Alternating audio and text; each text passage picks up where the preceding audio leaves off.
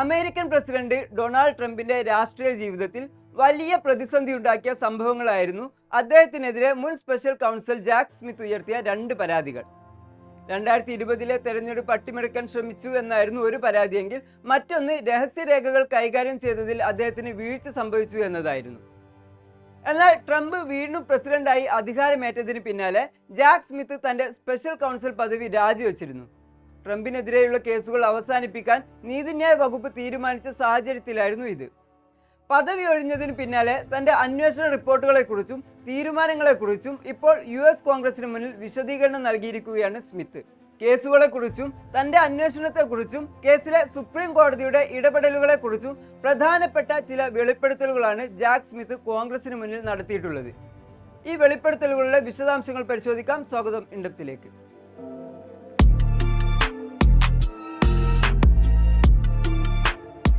കേസുകൾ രാഷ്ട്രീയ പ്രേരിതമായിരുന്നു എന്ന ട്രംപിന്റെ ആരോപണത്തെ തള്ളിക്കൊണ്ടാണ് സ്മിത്ത് തന്റെ വെളിപ്പെടുത്തലുകൾ നടത്തിയിരിക്കുന്നത്. തന്റെ തീരുമാനങ്ങൾ ട്രംപിന്റെ രാഷ്ട്രീയ നിലപാടുകളോ സ്ഥാനാർത്ഥിത്വമോ നോക്കിയായിരുന്നില്ല എന്ന് അദ്ദേഹം വ്യക്തമാക്കുന്നു. നിയമത്തിന് മുകളിൽ ആരുമില്ല, ട്രംപ് ബോധപൂർവ്വം നിയമം ലംഘിച്ചുവെന്ന് തെളിവുകൾ ഉള്ളതുകൊണ്ടാണ് അദ്ദേഹം പ്രതിയായത് എന്ന് സ്മിത്ത് ഉറപ്പിച്ചു പറയുന്നു. അന്വേഷണ വേളയിൽ ട്രംപും സംഘവും ഉയർത്തിയ തടസ്സങ്ങളെക്കുറിച്ചും സ്മിത്ത് ഈ വേളയിൽ തുറന്ന് സംസാരിക്കുന്നുണ്ട്. സാക്ഷികളെ മൊഴി നൽകുന്നതിൽ നിന്ന് തടയാൻ ട്രംപ് എക്സിക്യൂട്ടീവ് പ്രിവിലേജ് ഉപയോഗിച്ചതായും സ്മിത്ത് വെളിപ്പെടുത്തുന്നു. ഇക്കാരണത്താൽ കോടതികളിൽ വലിയ നിയമ പോരാട്ടം തന്നെ നടത്തേണ്ടി വന്നതായും കൂടാതെ സോഷ്യൽ മീഡിയയിലൂടെ അന്വേഷണ ഉദ്യോഗസ്ഥരെയും സാക്ഷികളെയും ട്രംപ് ലക്ഷ്യം വെച്ചത് അന്വേഷണത്തെ സങ്കീർണമാക്കിയെന്നും സ്മിത്ത് വെളിപ്പെടുത്തി. 2020 തെരഞ്ഞെടുപ്പിൽ പരാജയം മണത്ത ട്രംപ് തെരഞ്ഞെടുപ്പിൽ കൃത്രിമം നടന്നു എന്ന വാദമാണ് ആദ്യം ഉയർത്തിയത്. തന്റെ വാദങ്ങൾ തെറ്റാണെന്ന് ട്രംപിന് വ്യക്തമായ ബോധ്യമുണ്ടായിരുന്നെങ്കിലും അദ്ദേഹം ഈ നുണകൾ ആവർത്തിച്ചു. അധികാരം നിലനിർത്താൻ വേണ്ടി ആ നുണകൾ വീണ്ടും പ്രചരിപ്പിച്ചു. ഇതിനായി വ്യാജ ഇലക്ടർമാരെ സൃഷ്ടിക്കാനും ഉദ്യോഗസ്ഥരെ സമ്മർദ്ദത്തിലാക്കാനും ട്രംപ് ശ്രമിച്ചതിന് കൃത്യമായ തെളിവുകൾ തന്റെ അന്വേഷണത്തിൽ ലഭിച്ചതായി സ്മിത്ത് പറയുന്നു. കേസിനെ സംബന്ധിച്ച സുപ്രീം കോടതിയുടെ ഇടപെടലുകളെയും സ്മിത്ത് ചോദ്യം ചെയ്യുന്നുണ്ട്. ട്രംപ് ചെയ്ത കാര്യങ്ങൾ ഒരു പ്രസിഡന്റ് എന്ന നിലയിലുള്ള ഔദ്യോഗിക കൃത്യനിർവഹണമാണ് എന്നായിരുന്നു കോടതിയുടെ കണ്ടെത്തൽ.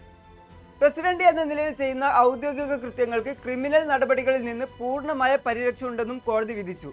ഒരു പ്രസിഡന്റ് തന്റെ ഭരണഘടനാപരമായ അധികാരം ഉപയോഗിച്ച് ചെയ്യുന്ന കാര്യങ്ങളിൽ വിചാരണ നേരിടേണ്ടി വരില്ലെന്നും കോടതി വ്യക്തമാക്കി.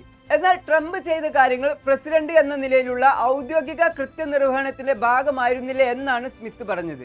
മറിച്ച് ഒരു സ്ഥാനാർത്ഥി എന്ന നിലയിലുള്ള സ്വകാര്യമായ കുറ്റകൃത്യമായിരുന്നു.